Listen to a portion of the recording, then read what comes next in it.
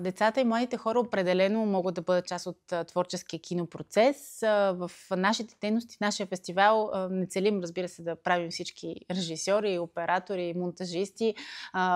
Затова има специализирани училища, университети. Разбира се, ако някой се запали по кинопрофесия, ние сме тук, за да му помогнем. Но нашата основна цел е да разширим кинокултурата на новите поколения, да създаваме нови публики и най-вече да предаваме нашата страст към киното, която гори във всеки един от нас, част от екипа на срещи на младото европейско кино.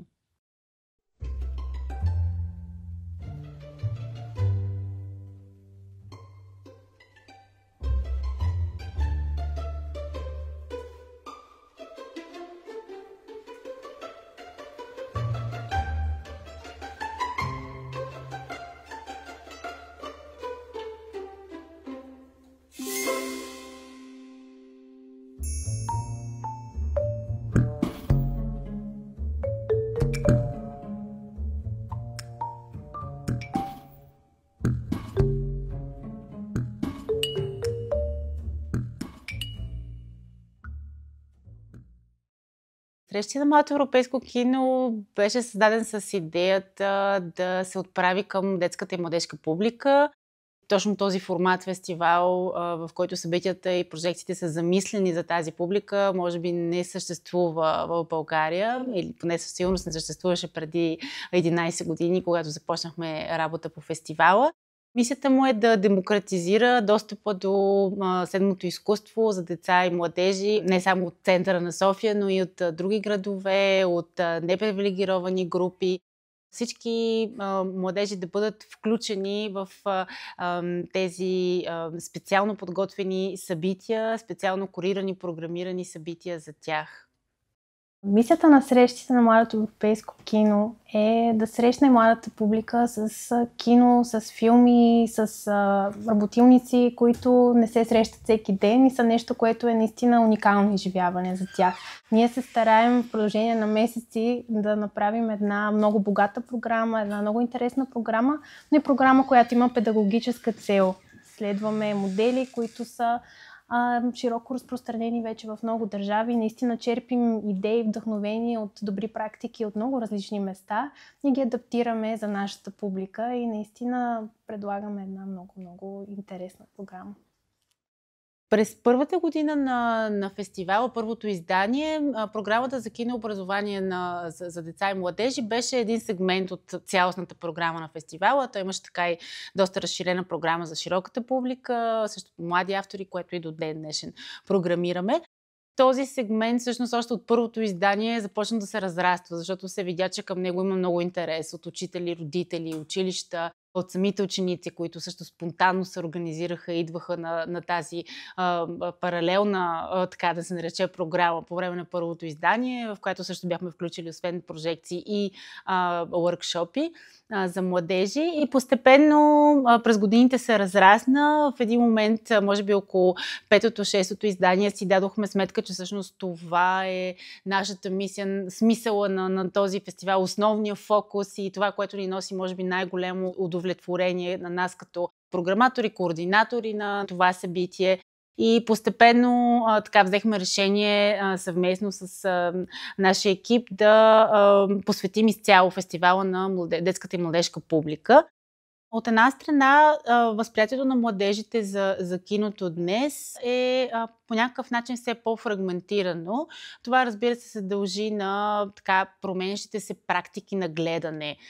Всички ние гледаме все повече на телефоните си, използваме все повече социални медии, гледаме все по-кратки форми, така че това неминуемо се отразява на най-младите сред нас, на най-младите поколения, които, бих казала, по някакъв начин фрагментират гледането си. И ние ги поставяме в един контекст, в който те са в кинозалата на първо място и на второ място трябва да изгледат пълнометражен филм от час и половина, 2 часа или късометражна програма около час.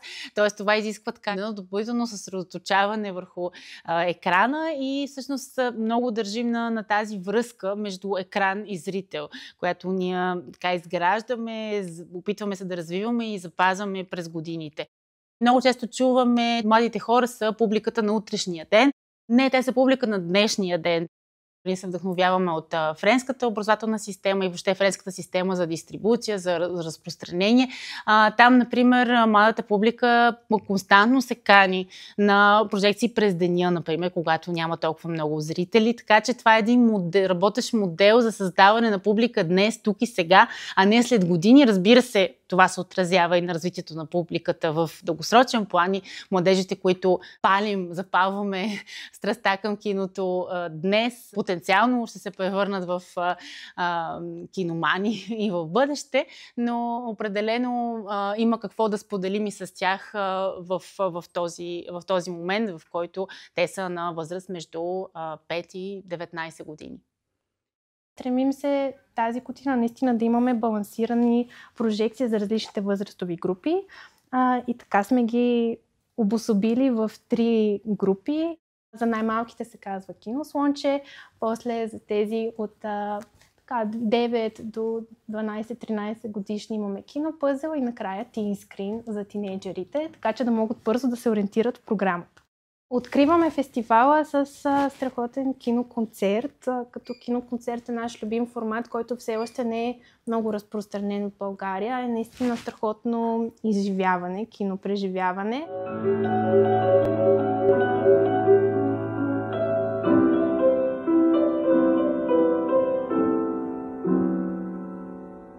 Посветили сме го на 130 години от първата прожекция, така че ще включим филми на братята Люмиер, с тях ще започнем и след това ще проследим и развитието на нямото кино с филми на Чарли Чаплин, на Бъстър Китън и първата жена режисьор Алис Ги Блаше.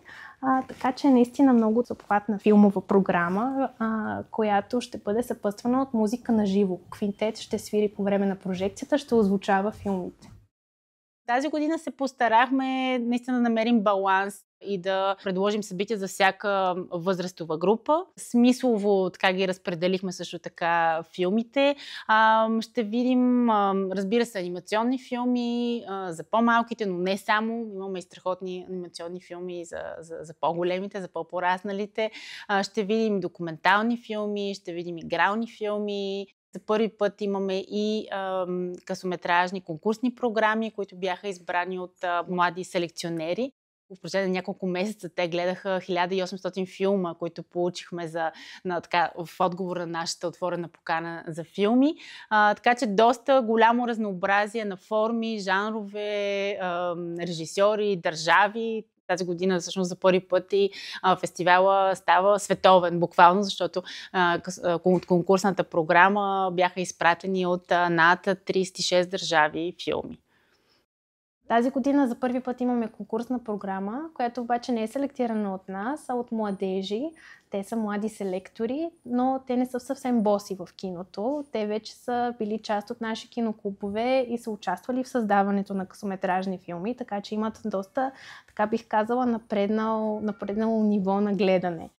От 1800 филма избраха 37, които са част от 2 конкурсни програми. Едната е за най-добър късометражен анимационен филм, а другата за най-добър експериментален филм.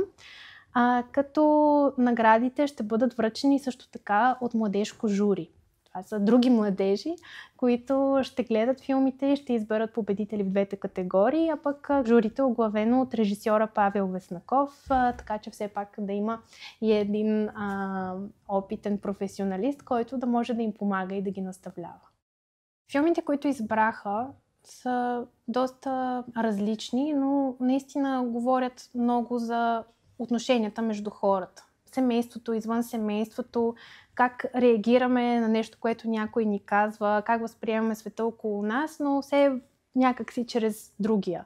Не знам, на мен това ми направи впечатление като нещо общо. Дали ще бъде анимация за това, когато ти падне зъбчето и какво майка ти прави с него, или пък за това как момичетата се страхуват, когато е тъмно и се прибират у дома и каква е реакцията на обществото.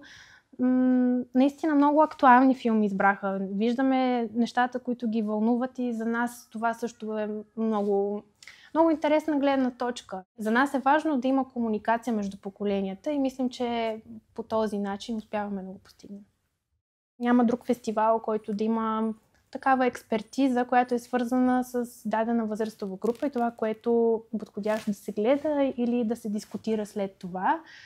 Много се радваме, че имаме възможност да се развиваме и ние покрай децата. При нас има един хоризонтален подход. Наистина нас ни вълнува какво казват децата. Не са просто въпроси, които им задаваме и чакаме определен отговор, а е един процес, който развива фестивала и за напред. Това, което се е случило тази година, ние го ползваме, за да надградим другата.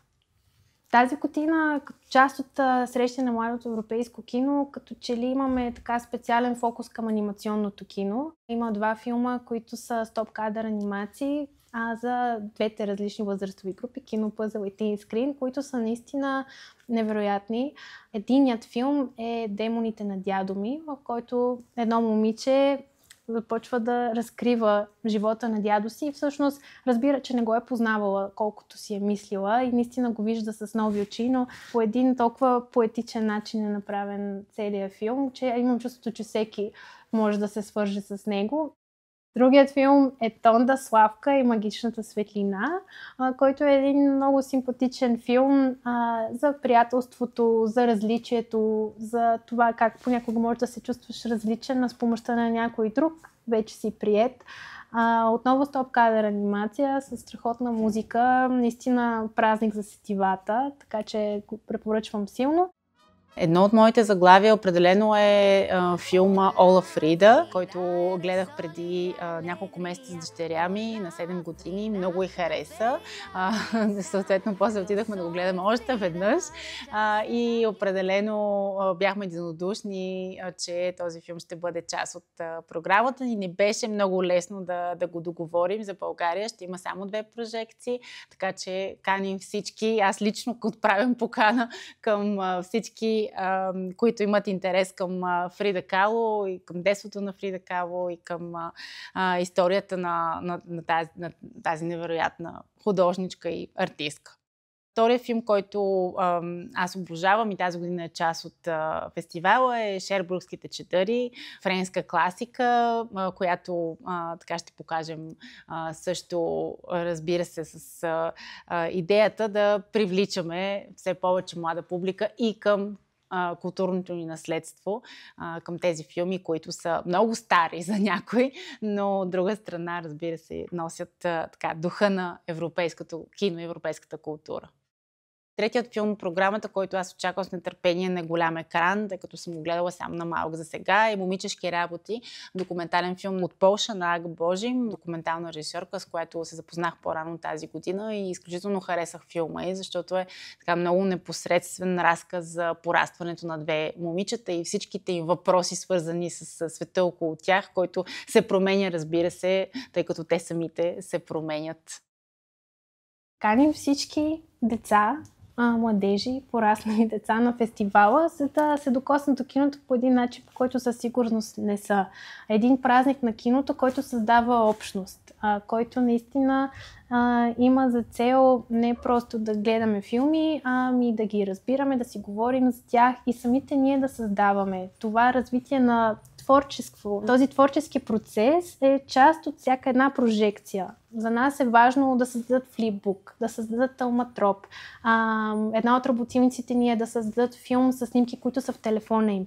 Наистина да съчетаем дигиталното и аналоговото чрез колективно преживяване, което е наистина уникална атмосфера за фестивала. Повечето събития, които имаме, са безплатни, така че наистина искаме да осигурим достъп до качествени събития за всички и ще се радваме да се видим от 19 до 26 юни.